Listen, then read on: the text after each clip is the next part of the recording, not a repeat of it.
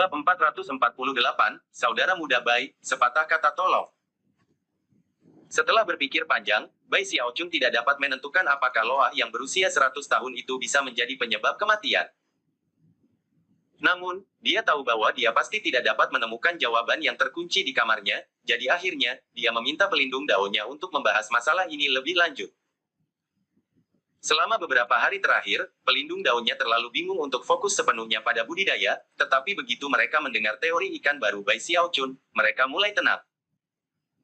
Akhirnya, setelah lebih dari setengah bulan tersisa di pengasingan, Bai Xiaochun muncul dan menuju ke D utama.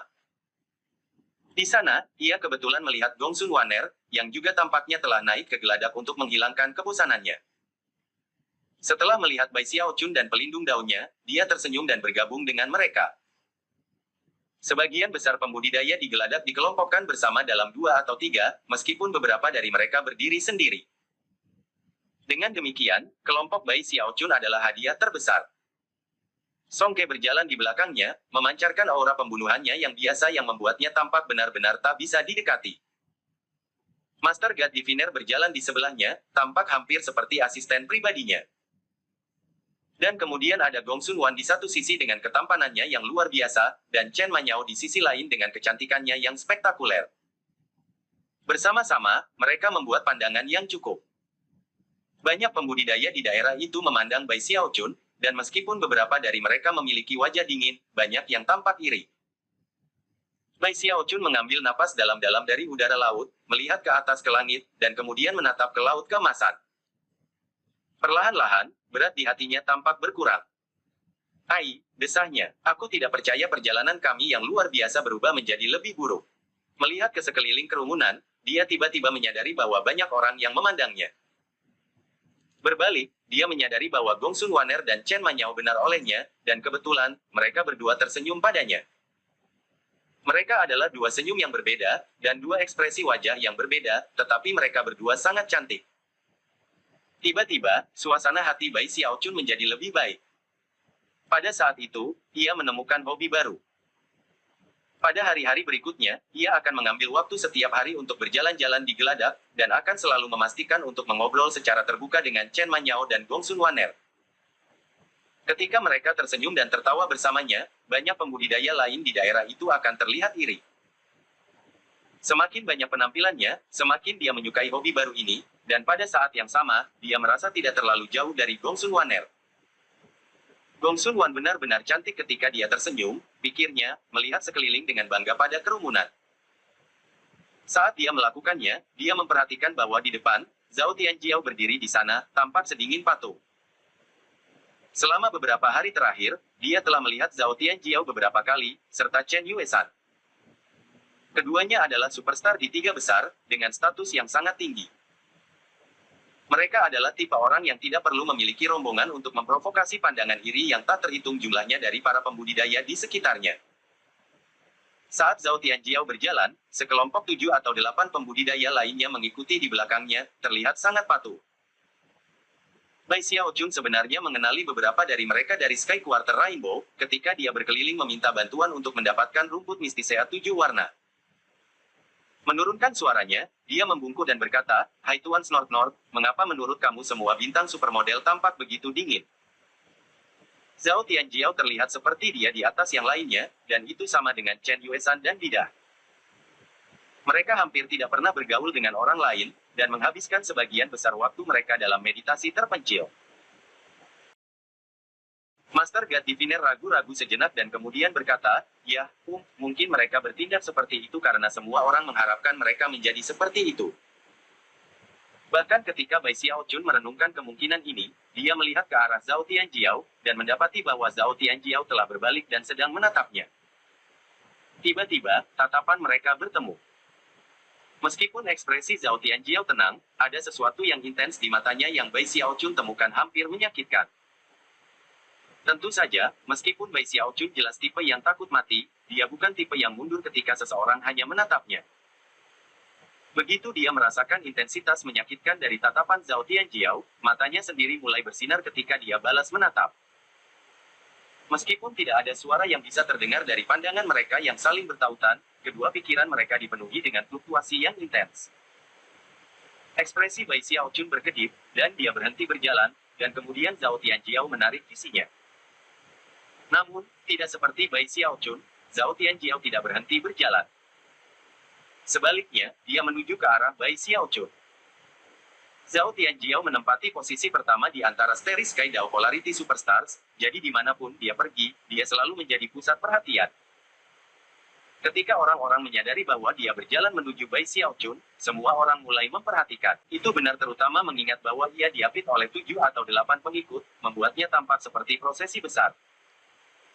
Ekspresi Song Ke berubah sangat serius, dan meskipun Master God Diviner awalnya ternganga kaget, ekspresinya dengan cepat menjadi sama dengan Song Ke, bahkan Chen Manyao tampak terkejut. Satu-satunya di antara kelompok yang ekspresinya sama seperti sebelumnya adalah Gongsun Wanner, yang bahkan tampak tertarik untuk melihat apa yang akan terjadi dengan Zhao Tianjiao. Saat Zhao Tianjiao melangkah maju, keheningan menyelimuti De Utama. Semua orang menyaksikan saat dia perlahan berhenti tepat di depan Bai Xiaochun. Ekspresinya sedingin es, dan dia tampak seperti pedang yang berkilau, tidak terhalang, sekuat gunung yang bisa memandang ke bawah pada segala yang ada di bawahnya. Saat dia mengukur Bai Xiaochun berkedip beberapa kali, bertanya-tanya apa yang sebenarnya terjadi. Bagaimanapun, dia dan Zhao Tianjiao hanya pernah bertemu satu sama lain beberapa kali, dan bahkan tidak pernah bertukar kata-kata. Setelah beberapa saat, Bai Xiaochun tidak bisa menahan diri untuk mengatakan, "Kakak Zhao." Hampir segera setelah kata-kata itu keluar dari mulut Bai Xiaochun, Zhao Tianjiao menjawab dengan suara dingin, "Junior Brother Bai," sebuah kata tolong. Meskipun Zhao Tianjiao tidak melepaskan auranya, mengingat status dan prestasinya dalam pertempuran, ia adalah tipe orang yang akan membuat siapapun merasa dingin dengan ketakutan. "Hah?" jawab Bai Xiaochun, merasa sedikit terkejut. Setelah berpikir sejenak, dia mengangguk. Yang benar adalah bahwa dia tidak takut, hanya ingin tahu mengapa seorang bintang seperti Zhao Tianjiao ingin berbicara dengannya. Wajah Zhao Tianjiao tetap dingin seperti biasa saat dia menuju haluan kapal. Saat dia mendekat, para pembudidaya yang awalnya telah berkumpul di sana mundur untuk memberikan ruang. Lebih penasaran dari sebelumnya, Bai Xiaochun mengikuti.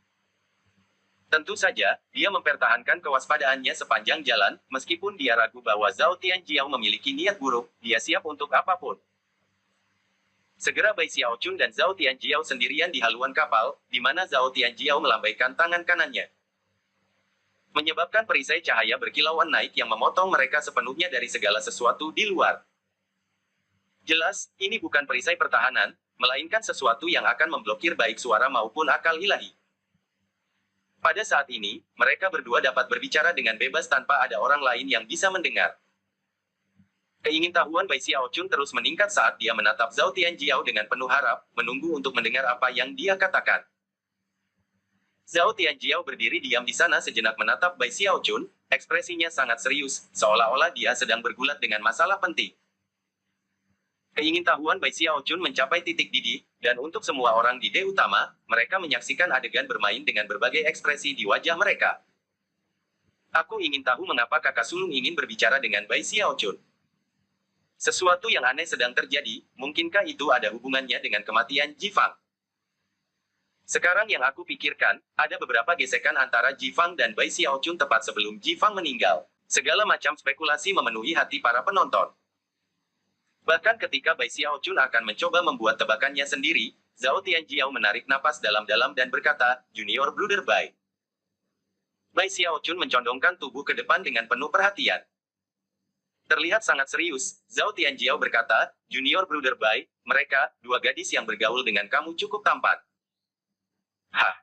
kata Bai Xiaochun, tertegun. Mengingat tatapan serius pada wajah Zhao Tianjiao, dia hampir bertanya-tanya apakah dia salah dengar. Dengarkan, jangan anggap ini salah, Junior Brother. Aku tidak punya perasaan untuk mereka. Aku hanya ingin tahu bagaimana kamu berhasil memenangkan mereka.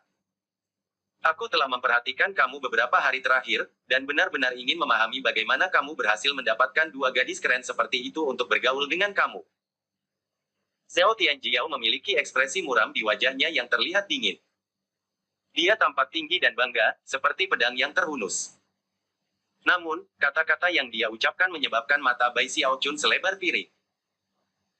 Jika dia tidak mendengar kata-kata dengan dua telinganya sendiri, ekspresi muram Zhao Tianjiao akan membuat Bai Xiaochun benar-benar mustahil untuk menebak apa yang ingin dia bicarakan. Itu benar-benar tak terduga. Bai Xiaochun menggaruk kepalanya, merasa sedikit bingung. Tanpa memikirkannya, dia berkata, mereka yang ikut nongkrong dengan aku. Aku tidak bisa menyingkirkan mereka jika aku mencoba. Ketika Zhao Tianjiao mendengar ini, ekspresinya berubah lebih serius dari sebelumnya, dan dia bahkan mengerutkan kening. Mempertimbangkan statusnya dan kecakapan pertempurannya yang luar biasa, kerutan seperti itu akan membuat siapapun yang melihatnya merasa seperti badai petir turun. Tentu saja, tidak ada yang bisa mendengar apa yang mereka berdua bicarakan. Mereka hanya bisa melihat ekspresi di wajah mereka. Pertama, mereka melihat keraguan dan ketidakpercayaan Bai Xiaochun, dan segera mulai memberikan penjelasan mengapa dia bereaksi sedemikian rupa. Sesuatu yang besar sedang terjadi. Lihat kalian, Bai Xiaochun menggelengkan kepalanya.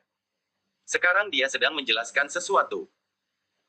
Ini sangat aneh. Lihatlah ekspresi kakak sulung. Itu bahkan lebih serius dari sebelumnya. Ini hampir seperti, dia tidak percaya apa yang dikatakan Bai Xiaochun kepadanya.